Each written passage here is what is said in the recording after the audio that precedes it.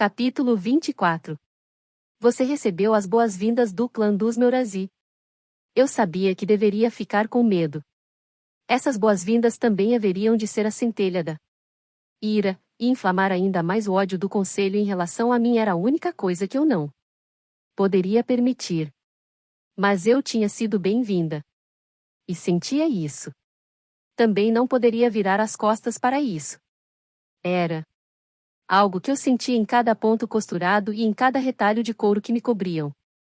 Uma estranha inteireza. A pequena Iva dissera que Fiera havia gostado do meu nome. Seria possível que, fora das paredes do Sanctum, existissem vendanos que tinham ouvido o nome Geselia antes?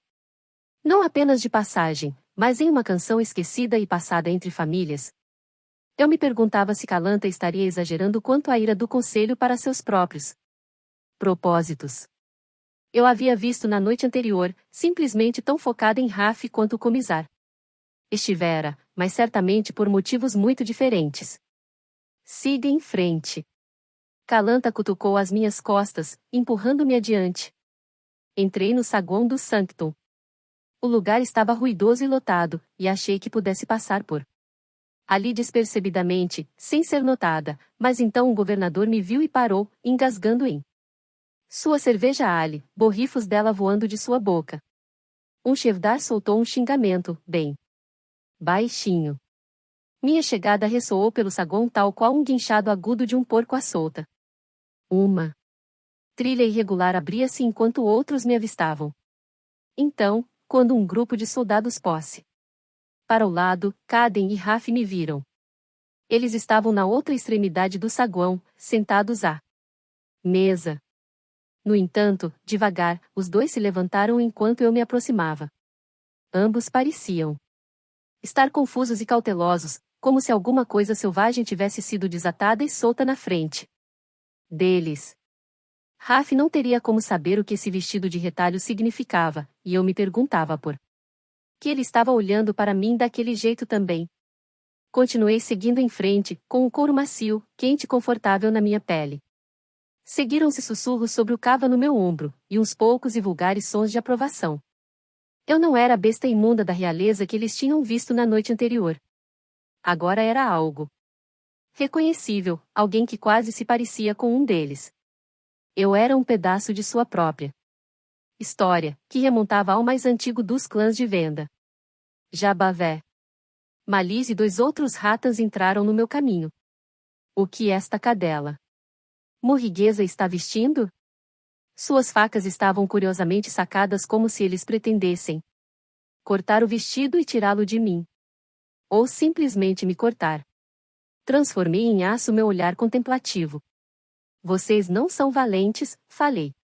Tem que se aproximar de mim com uma faca na mão agora?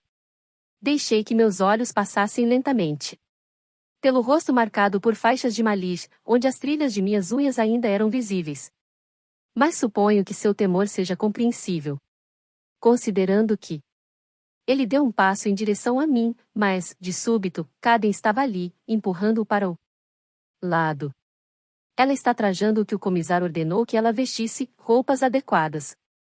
Você está questionando as ordens do comissário? A faca de Malis estava firme em suas mãos, e os nós de seus dedos estavam brancos. Ordens. Ou não, a vingança estava em seus olhos. Enquanto sua face estivesse marcada pela minha mão. Assim seria. Os outros dois ratas que estavam ao lado dele trocaram um olhar de relance com Caden e embainharam suas armas. Malis, relutante, fez o mesmo, e Caden puxou-me para longe. Dali, em direção à mesa. Você nunca vai aprender, não é mesmo? Sussurrou-me ele entre dentes cerrados. Espero que não, foi minha resposta. O que você acha que está vestindo? Você não gostou? Perguntei a ele. Não foi isso que compramos hoje. Mas foi o que Fiera mandou. Pelo amor dos deuses, sente-se e fique quieta. E Caden, ao que parecia, também nunca aprenderia. Sentei-me à esquerda dele. Raf estava adjacente a ele, à sua direita, perto bastante para que Caden ficasse de olho no suposto emissário, mas não longe o suficiente para que eu e Raf Pudéssemos trocar a menor palavrinha sem que Caden ouvisse. O que não parecia importar. Raf. Passou os olhos brevemente por meus trajes vendanos, e então desviou os olhos e pareceu evitar meu próprio olhar contemplativo desse momento em diante. Eu deveria ter ficado feliz com essa dispensa fria dele. Se Gris era capaz de perceber nossa ligação espiando nos meus olhos, outros também poderiam notar isso. Era melhor que nem olhássemos um para o outro, mas o puxão ainda estava ali, e quanto mais eu o evitava, mais o ardor crescia em mim. Tudo o que eu queria fazer era me virar e olhar para ele. Em vez disso, baixei o olhar para a extensão da mesa, que acomodava perto de 60 pessoas, então apenas metade dos ali presentes eram membros do Conselho do Sanctum. Eu achava que o restante eram soldados favorecidos ou outros convidados do Conselho. Caden conversava com o governador Faivel, da província de Dorava, que estava sentado adjacente a mim, e com o Shevdar Stavik, no assento seguinte, que havia matado o pelotão do meu irmão no vale. Logo depois deles estavam Gris e Eben. Eu queria agradecer a Eben pelas minhas botas, mas, com o Shevdar fazendo cara feia a uma distância em que poderia me ouvir, não me atrevi a fazê-lo. Os criados começaram a trazer pilhas de pratos de metal batido, bandejas de focinhos, orelhas e pés de porco salgados, travessas de uma carne escura que eu achava que deveria ser de cervo, tigelas de um mingau espesso, e jarros para encher novamente canecas de cerveja vazias. A energia no saguão estava diferente essa noite. Talvez porque o comisar-se fora, ou porque talvez eu estivesse diferente. Notei os criados e as criadas sussurrando mais entre si. Uma delas aproximou-se de mim, uma menina esguia, alta e franzina. Ela ficou hesitante e então me ofereceu uma curta e desajeitada cortesia. Princesa, se a cerveja Ali não estiver do seu agrado. Stavik rugiu, e a pobre menina recuou vários passos. Olha a língua, criada, berrou ele. Não. Existe realeza alguma em venda, e certamente ela beberá o que o restante de nós estiver bebendo. Ou, do contrário, nada beberá. Um ribombo passou pela mesa, uma discórdia crescente que coava o desprezo do Shevdar. As inesperadas boas-vindas estavam sendo desafiadas com tanta rapidez quanto uma açoitada nas costas. Senti a mão de Caden na minha coxa. Um aviso. E dei-me conta de que, até mesmo como assassino, ele estava sentindo os limites do que seria capaz de controlar. Retribuí o olhar de ódio do Shevdar e então falei com a menina, que ainda estava tremendo, a vários passos de distância. Conforme o Shevdar Stavik disse tão sabiamente, beberei o que quer que você me servir e ficarei feliz com isso. Caden deslizou a mão para fora da minha coxa. A discórdia foi substituída por uma conversinha inquieta. Cestos de pão foram trazidos para a mesa. Apesar de seus modos desprezíveis e grosseiros, nenhum deles serviu-se prematuramente. Todos esperaram que Calanta oferecesse o reconhecimento do sacrifício. A mesma menina que havia se acovardado perante o furioso Shevdar apenas momentos antes. Agora vinha à frente, com a travessa de ossos ruidosa em suas mãos assustadas, enquanto a colocava diante de Calanta. Todo mundo ficou à espera.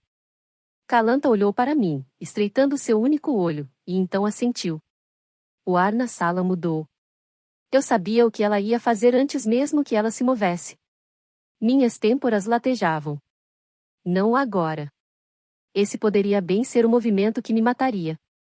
O momento era totalmente errado. Não. Agora. Mas aquilo tudo já estava encaminhado. Calanta levantou-se e empurrou a travessa até o outro lado da mesa, para mim. Nossa prisioneira fará o reconhecimento do sacrifício esta noite. Não esperei por dissentimento, nem que uma espada fosse sacada. Levantei-me.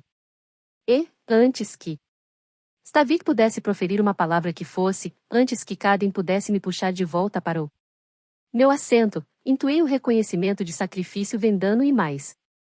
E Kristavum ter que atmar. As palavras eram jorradas, quentes e urgentes, como se meu peito tivesse sido totalmente aberto. Meuter e Jotande. E então mais palavras fluíam, lânguidas e lentas, uma linguagem sem palavras, como naquele dia no vale, memórias sagradas de conhecimento apenas dos deuses. Ergui a travessa sobre a minha cabeça. Yahvé em Hauans e Adre. Abaixei os ossos até a mesa uma vez mais e ofereci a paviama final. O recinto foi varrido pelo silêncio. Nenhuma resposta foi dada em retorno a mim. Segundos passaram como se fossem séculos, e então, por fim, uma fraca paviama ecoou de volta, vinda de Eben. O leve rasgo no silêncio abriu-se mais, e mais paviamas foram rolando pela mesa abaixo e voltando, com a Irmandade olhando para seus colos. A refeição teve início, a comida foi passada, as conversas recomeçaram. Caden soltou um respirado e audível suspiro e reclinou-se em seu assento. Por fim, Raf também olhou para mim, porém a expressão em seus olhos não era o que eu queria ver.